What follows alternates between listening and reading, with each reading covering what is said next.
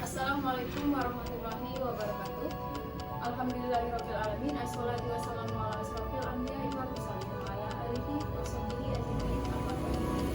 Perkenalkan, nama saya Umi Laila Terbuka, NIM 1810201061, kelas PGMI 02 2018, jurusan Pendidikan Guru Madrasah Ibtidaiyah Universitas Islam Negeri Raden Fatah Palembang, tahun 2018. Di sini saya akan memaparkan materi tentang identitas nasional dan nasionalisme. Yang pertama yaitu A. Pengertian identitas.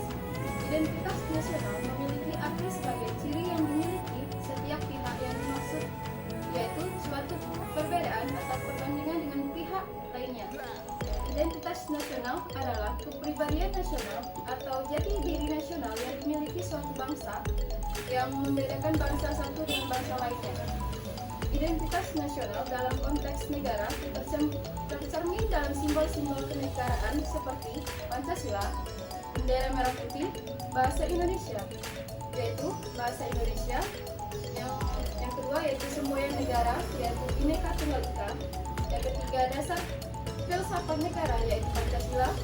Yang kelima yaitu dasar hukum negara, yaitu Undang-Undang 1945 serta bentuk NKRI yang berdaulat rakyat. Yang kedua yaitu faktor pembentukan identitas nasional.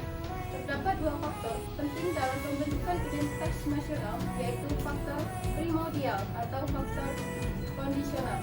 Faktor primordial atau faktor objektif adalah faktor bawaan yang bersifat alamiah yang melekat pada bangsa tersebut, seperti geografi, ekologi, dan demografi.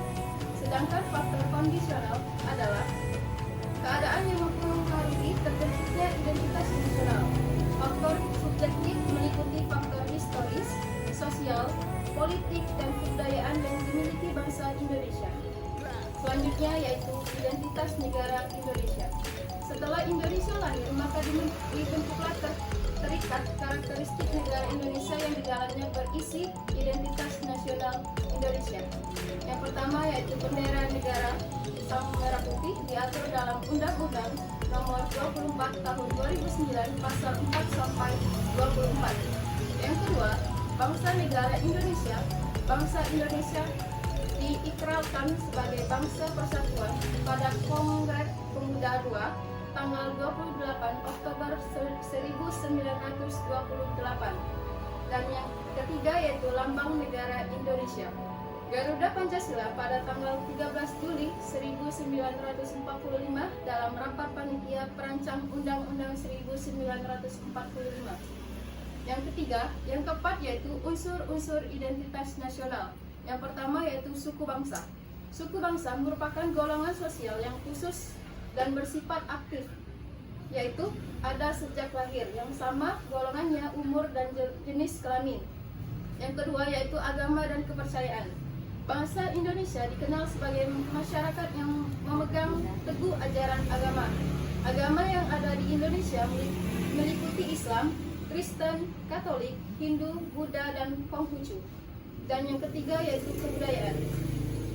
Pengetahuan manusia sebagai makhluk sosial isinya adalah perangkat-perangkat atau model-model pengetahuan yang secara kolektif digunakan oleh pendukung-pendukungnya untuk menafsirkan dan memahami lingkungannya.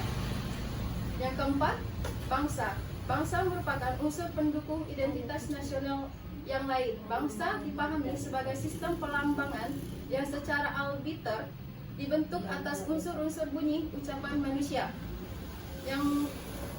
Materi yang kelima yaitu pengertian nasionalisme. Suatu paham atau ajaran untuk mencintai bangsa dan negara Indonesia. Sifat nasionalisme ini merupakan sebuah bukti kesetiaan dan kecintaan seseorang terhadap bangsa sendiri. Yang keenam yaitu tujuan nasionalisme. Yang pertama, menumbuhkan dan meningkatkan rasa cinta terhadap tanah air dan bangsa. Yang kedua, membangun hubungan yang rukun dan harmonis antara individu dan masyarakat. Yang ketiga, menumbuhkan semangat rela berkorban bagi tanah air dan bangsa. Yang ketujuh yaitu ciri-ciri nasionalisme. Yang pertama, adanya persatuan dan kesatuan bangsa. Yang kedua, adanya organisasi modern yang sifatnya nasional. Yang ketiga, perjuangan yang dilakukan sifatnya nasional. Yang keempat, nasionalisme bertujuan untuk kemerdekaan dan mendirikan suatu negara merdeka di mana kekuasaan tertinggi berada di tangan rakyat.